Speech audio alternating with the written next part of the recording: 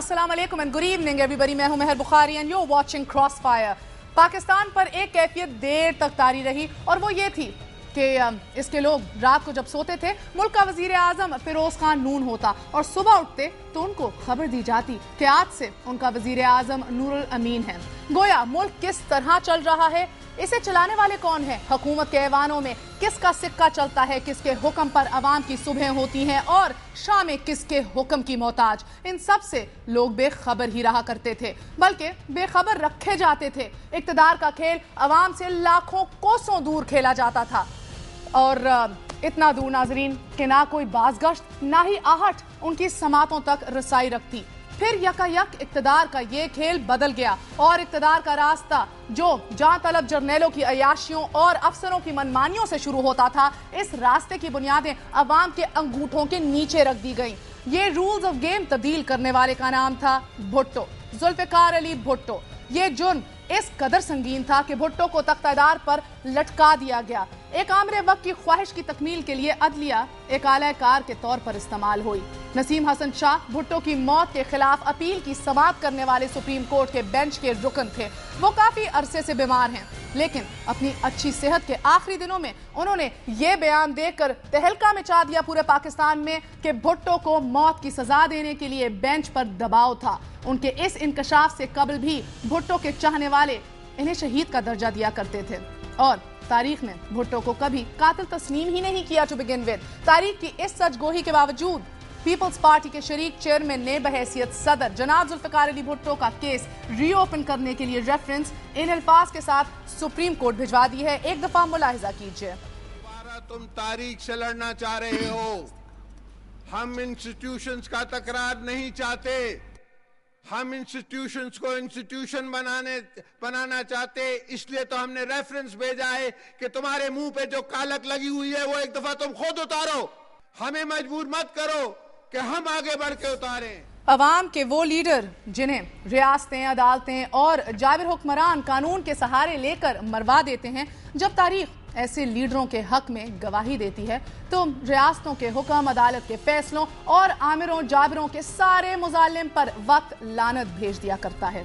तारीख भुट्टो को अमर कर चुकी है, लेकिन जरदारी साहब की अभी सैटिस्फैक्शन मुकम्मल तौर पर नहीं हो पा रही। वो अदालत को अपने मुंह पर मली हुई कालक खुद साफ करने का कह रहे हैं। भुट्टो केस रीओपन करवाने की ख्वाहिश के पीछे मकसद क्या है, मोटिव क्या है, ये आने वाला वक्त जरूर बताएगा। तहम आज हम बात करेंगे उस शख्सियत से नाजरीन के जो भुट्टो के खिलाफ लाहौर हाई कोर्ट में चलने वाले ट्रायल के दिनों में 1977 से 1978 तक पंजाब के प्रिंसिपल लॉ ऑफिसर यानी कि एडवोकेट जनरल पंजाब के ओहदे पर फाइज रहे। उनसे जानने की ये कोशिश करेंगे कि भुट्टो का ट्रायल किस कदर ट्रांसपेरेंट या किस कदर शफाफ था। मकबूल इलाही मलिक साहब, अस्सलाम वालेकुम, बहुत बहुत शुक्रिया हमारा साथ देने का। वालेकुम अस्सलाम।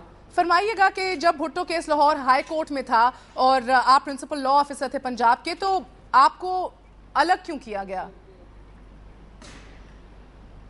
बीवी, मैं ये समझता हूँ कि जो तवक्कुआत उन्होंने वाबस्ता कर रखी थी उस शख्स के साथ जो केस को कंडक्ट कर रहा था, वो पूरी उन्हें मेरी ज़ात से नहीं हो सकती थी। किस्सा यूँ है कि जो शहादत है वो जिस तरह के रिकॉर्ड पे आई हुई थी उसको मसख करना चाहते थे ताकि इनक्रिमिनेटिंग मटेरियल जो है वो इकट्ठा हो सके। तो मैं इस सिलसिले में उनसे तावन करने के लिए तैयार नहीं था। अच्छा, यानी कि मार्शल लॉ का दौर था, इंतजामिया का राज था, ये तो हम सब जानते हैं। क्या शहादतें जिनका आपने जिक्र किया, क्या वो भी फौज थी, फेक थी? मैं समझता हूँ कि सारी फौज के मुतल्लिक ये कहना ठीक नहीं होगा। ये उस वक़्त के चीफ मार्शल लॉ एडमिनिस्ट्रेटर के मुतल्लिक बात करती हैं, तो जो कुछ आप फरमा रही हैं वो बिल्कुल ठीक है। कुछ वादा माफ गवाह भी मौजूद थे तब, मकबूल साहब आपको याद होगा, वो कहाँ से हासिल किए गए? मैं आपसे अर्ज करूँ कि वादा माफ गवाह एक तो FSF के डायरेक्टर जनरल थे मसूद साहब, उनको इन्होंने वादा माफ गवाह बना लिया। एक और भी बनना चाहते थे लेकिन उन्होंने उनको नहीं बनाया, एक ही पर इक्तफा किया। और अब याद रखें کہ وعدہ معاف گواہ کی گواہی کو باطل قرار دے چکا ہے فیڈرل شریعت کورٹ اور اس کی کوئی حیثیت نہیں. مقبول صاحب آپ کو اور اینی وے آپ کو کیسے پتا لگا کہ ٹیمپرنگ ہو رہی تھی؟ جی ٹیمپرنگ اس طرح، پہلی بات تو یہ ہے کہ میں پرنسپل لا آفیسر تھا، مجھے کیوں نہیں کہا گیا کہ اس کیس کو کنڈکٹ کرو. وہ بلیو نہیں کرتے تھے کہ میں ان کی خواہشات کے مطابق کیس کو چلاؤں گا، لہذا انہوں نے ایک ایسے آدمی کو مقرر کیا جس کے متعلق ان کی رائے تھی کہ وہ شام کو بیٹھ کے ایویڈنس بھی فیبریکیٹ کر سکے گا. ابھی آپ نے کہا مقبول صاحب کہ ایک اور وعدہ معاف گواہ بھی تھا کہ جس کو اجازت نہیں دی گئی، سامنے نہیں لایا گیا، وہ کون تھا؟ ان کا نام عباس تھا. عباس یہ ان ایکیوز میں تھے، ان 5 ایکیوز میں سے ایک تھا جس نے کہا تھا کہ جو کچھ پروسیکیوشن کا کیس ہے وہ صحیح ہے، لیکن بعد میں وہ بیک آؤٹ کر گیا. اچھا، اور آپ کی لیکن اس کو بھی پھانسی لگا دی گئی. اس کو بھی پھانسی لگائی. یہ بتائیے کہ کیا پنجاب کے لاء سیکرٹری نے آپ کو علیحدگی کا جو ہے بتایا، یا جنرل ضیاء جو تھے وہ ڈائریکٹلی اس میں انوالوڈ تھے، ان کو بھی پتا تھا؟ دیکھیے کوئی ایسی شہادت یا ایسا مٹیریل تو نہیں ہے کہ جس کے متعلق 100% یہ کہا جا سکے کہ جو میں عرض کرنے والا ہوں وہ صحیح ہے کہ نہیں صحیح. لیکن میری اپنی دانش میں جو باتیں میں کر رہا ہوں وہ اس وقت کے ماحول، اس وقت کے کنڈکٹ اور اس وقت کے خواہشات جن کا اظہار مولوی مشتاق بینچ پر اور بینچ سے پرے کرتے رہتے تھے، ان کے پیش نظر میں سمجھتا ہوں کہ یہ کیس بالکل ایک پریجوڈس، ایک منکر المزاج شخص جو فیصلہ کر چکا تھا کہ میں نے بدلہ لینا ہے اس بات کا کہ بھٹو صاحب نے 8 ججوں